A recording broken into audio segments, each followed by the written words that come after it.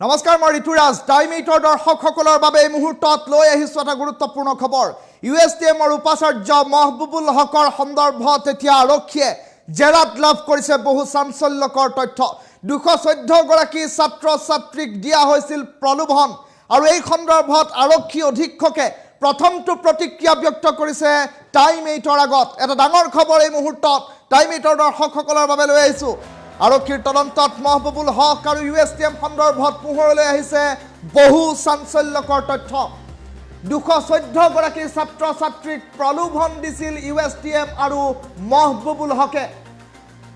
214 গৰাকী ছাত্ৰ ছাত্ৰীয়ে মেঘালয়ৰ USTMত কৰি আছিল class university science and technology মেঘালয়ৰ বিৰুদ্ধে এতিয়া কেতবোৰ কেলেংকাৰীৰ অভিযোগ পৰীক্ষা দিয়াৰ বাবে পাথাৰকান্দিলৈ লৈ অহা হৈছিল ছাত্ৰ ছাত্ৰীসকলক আৰু এই ছাত্ৰ ছাত্ৰীসকলক USTMৰ তৰফৰ পৰা দিয়া হৈছিল প্ৰলোভন এই কথা আৰক্ষী অধীক্ষকে উল্লেখ কৰিছে অসৎ উপায় অৱলম্বন কৰি পৰীক্ষাত নম্বৰ দিয়াৰ প্ৰলোভন দিছিল university of science and technology Meghalaya 41 জন ছাত্ৰ ছাত্ৰীক অসৎ উপায়েৰে পৰীক্ষা দিয়াৰ সুবিধা কৰি দিয়া হ'ল কিন্তু 214 গৰাকীক এনে কোনো সুবিধা দিয়া নহল ইয়াৰ পাছতে কালি প্ৰতিবাদ কৰিছিল ছাত্ৰ ছাত্ৰীসকলে এই কথাও আৰক্ষী অধীক্ষকে প্ৰকাশ কৰিছে এই সমগ্ৰ অনিয়মক লৈ তদন্ত চলাই আছে আৰক্ষীয়ে জেৰাত প্ৰাথমিকভাৱে এই কথা প্ৰকাশ পাইছে শ্ৰীভূমি আৰক্ষীয়ে ইতিমধ্যে অব্যাহত ৰাখিছে জেৰা USTMৰ স্বত্বাধিকাৰী মহবুবুল হকক কৰা হৈছে গ্ৰেপ্তাৰ আৰু জেৰা অব্যাহত আছে শ্ৰীভূমিত মহবুবুল হকৰ উপৰিও আন 6 গৰাকীক আৰক্ষীয়ে গ্ৰেপ্তাৰ কৰিছে ইয়াৰে ভিতৰত এগৰাকী মহিলা আছে বুলিও প্ৰাথমিকভাৱে জানিব পৰা গৈছে আৰু সৰ্বমুঠ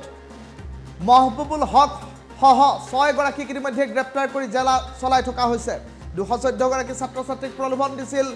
USTMৰ মহবুবুল হক আৰু USTM সন্দৰ্ভত আৰক্ষীয়ে লাভ কৰিছে চাঞ্চল্যকৰ তথ্য 214 গৰাকী ছাত্ৰ ছাত্ৰীয়ে USTMত ক্লাছ কৰি আছিল আৰু আজিৰ দিনটোত ইতিমধ্যে জেৰা অব্যাহত আছে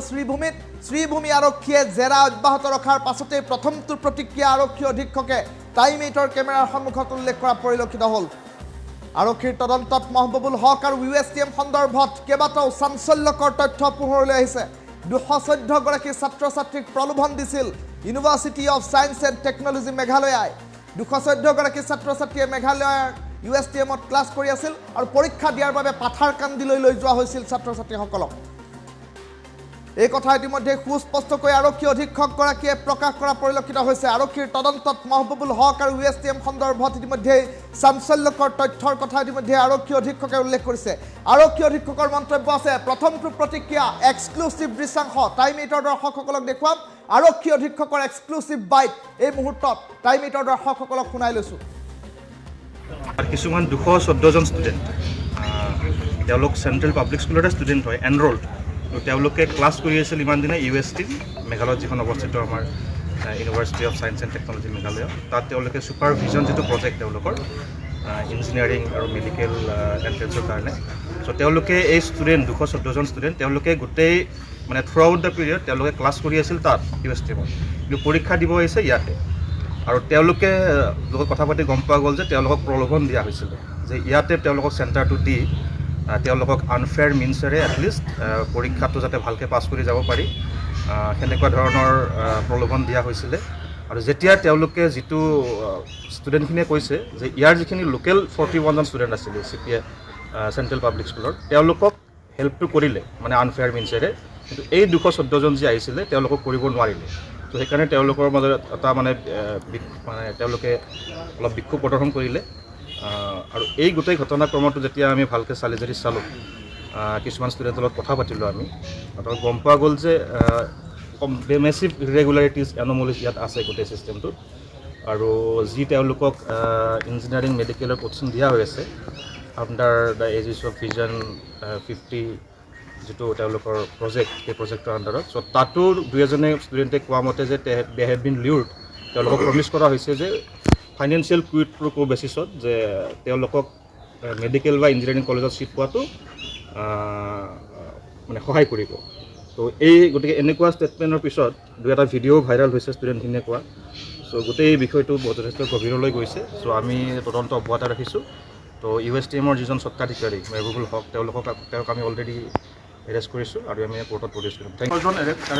এগৰাকী মহিলা আছে, তেখেত প্ৰিন্সিপাল চেণ্ট্ৰেল পাব্লিক স্কুলৰ, আৰু বাকী দুজন ভিজন যিটো প্ৰজেক্টৰ তেওঁলোকৰ দুজন ইনচাৰ্জ, এজন এছিষ্টেণ্ট ইনচাৰ্জ, আৰু বাকী দুজন এতিয়ালৈকে আমি যিখিনি পাইছোঁ দুজন টিচিং ষ্টাফ, টোটেল 6জন। এই মন্তব্য শুনালো টাইম 8ৰ দৰ্শকসকলে। আৰক্ষী অধীক্ষকৰ মন্তব্য। শ্ৰীভূমিৰ আৰক্ষী অধীক্ষকে ইতিমধ্যে মেহবুবুল হক সন্দৰ্ভত মন্তব্য প্ৰকাশ কৰিছে। ইতিমধ্যে দেখিবলৈ পোৱা গৈছে আৰক্ষীৰ তদন্তত আৰু বহু চাঞ্চল্যকৰ তথ্য পোহৰলৈ অহাৰ সম্ভাৱনীয়তা প্ৰকট হৈ উঠিছে। 214গৰাকী ছাত্ৰ ছাত্ৰীক প্ৰলোভন দিয়া হৈছিল USTMৰ তৰফৰ পৰা। আৰক্ষীৰ তদন্তত মহবুবুল হক আৰু USTM সন্দৰ্ভত এই চাঞ্চল্যকৰ তথ্য পোহৰলৈ অহাৰ পাছতেই সম্প্ৰতি ৰাজ্যজুৰি আজিৰ দিনটোত এই বিষয়টোক লৈ চৰ্চা আৰম্ভ হোৱা পৰিলক্ষিত হৈছে। 214গৰাকী ছাত্ৰ ছাত্ৰীক লৈ যোৱা হৈছিল পৰীক্ষা দিবৰ বাবে গুৱাহাটীৰ পৰা পাথাৰকান্দিলৈ, USTMৰ পৰা লৈ যোৱা হৈছিল পাথাৰকান্দিলৈ, আৰু তাৰ পাছতেই 41গৰাকীক বিশেষ ব্যৱস্থা কৰি দিব পৰা গ'ল। কিন্তু 214গৰাকী ছাত্ৰ ছাত্ৰীক বিশেষ ব্যৱস্থা কৰি দিব নোৱাৰাত এক প্ৰকাৰ প্ৰতিবাদমুখৰ পৰিৱেশৰ সৃষ্টি হ'ল। সেইসকল ছাত্ৰ ছাত্ৰীয়ে এক প্ৰকাৰ জবাবদিহি কৰিলে, আৰু তাৰ পাছতে পৰিস্থিতি এক প্ৰকাৰ উত্তপ্ত হৈ পৰাত সমগ্ৰ ঘটনা আহিল পোহৰলৈ। 214গৰাকী ছাত্ৰ ছাত্ৰীক প্ৰলোভন দিয়া হৈছিল USTMৰ তৰফৰ পৰা, আৰু USTMৰ উপাচাৰ্য মহবুবুল হকক ইতিমধ্যে শ্ৰীভূমি আৰক্ষীয়ে গ্ৰেপ্তাৰ কৰি জেৰা অব্যাহত ৰাখিছে। ইতিমধ্যে স্বাস্থ্য পৰীক্ষা কৰিবলৈ লৈ যোৱা হৈছে বুলি জানিব পৰা গৈছে। আৰু ইতিমধ্যে আৰক্ষী অধীক্ষকগৰাকীয়ে মন্তব্য কৰা অনুসৰি কেৱল মহবুবুল হকেই নহয়, এখন বিদ্যালয়ৰ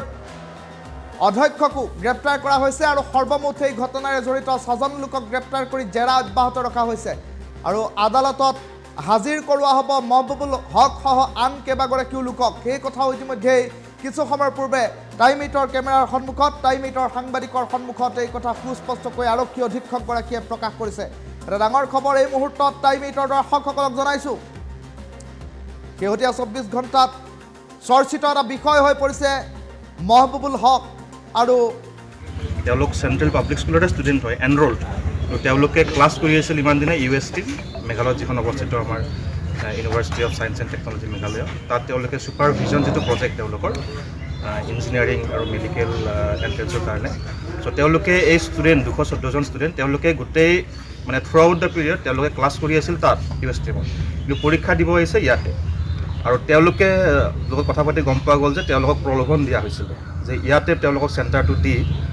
তেওঁলোকক আনফেয়াৰ মিনছেৰে এটলিষ্ট পৰীক্ষাটো যাতে ভালকৈ পাছ কৰি যাব পাৰি, সেনেকুৱা ধৰণৰ প্ৰলোভন দিয়া হৈছিলে। আৰু যেতিয়া তেওঁলোকে যিটো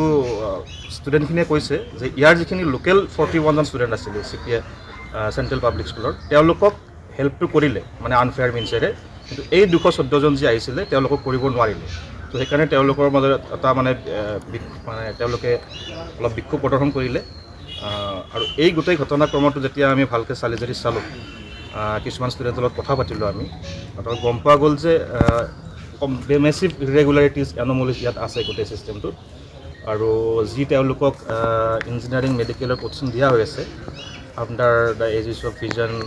50 যিটো তেওঁলোকৰ প্ৰজেক্ট, সেই প্ৰজেক্টৰ আণ্ডাৰত। চ' তাতো দুই এজনে ষ্টুডেণ্টে কোৱা মতে যে দে হেভ বিন লিউৰ্ড, তেওঁলোকক প্ৰমিছ কৰা হৈছে যে ফাইনেন্সিয়েল কুইড প্ৰ' কো বেচিছত যে তেওঁলোকক মেডিকেল বা ইঞ্জিনিয়াৰিং কলেজত ছিট পোৱাটো মানে সহায় কৰিব। তো এই গতিকে এনেকুৱা ষ্টেটমেণ্টৰ পিছত দুই এটা ভিডিঅ' ভাইৰেল হৈছে ষ্টুডেণ্টখিনিয়ে কোৱা। চ' গোটেই বিষয়টো যথেষ্ট গভীৰলৈ গৈছে। চ' আমি তদন্ত অব্যাহত ৰাখিছোঁ। তো USTMৰ যিজন স্বত্বাধিকাৰী মেহবুবুল হক, তেওঁক আমি অলৰেডি এৰেষ্ট কৰিছোঁ আৰু আমি কোৰ্টত প্ৰডিউচ কৰিম। এগৰাকী মহিলা আছে, তেখেত প্ৰিন্সিপাল চেণ্ট্ৰেল পাব্লিক স্কুলৰ, আৰু বাকী দুজন ভিজন যিটো প্ৰজেক্টৰ তেওঁলোকৰ দুজন ইনচাৰ্জ, এজন এছিষ্টেণ্ট ইনচাৰ্জ, আৰু বাকী দুজন এতিয়ালৈকে আমি যিখিনি পাইছোঁ দুজন টিচিং ষ্টাফ, টোটেল 6জন।